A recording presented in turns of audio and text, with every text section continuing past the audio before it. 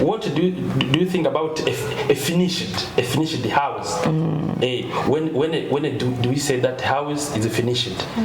Because here in Burundi, someone tells you, I have finished my house, I'm going to live in my house, and entering inside, you find that.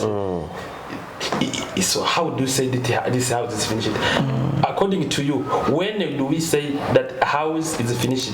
Is it equipped? Is it analysis?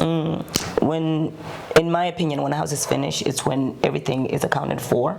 So couch, kitchen, decor, everything that the house needs is in the house.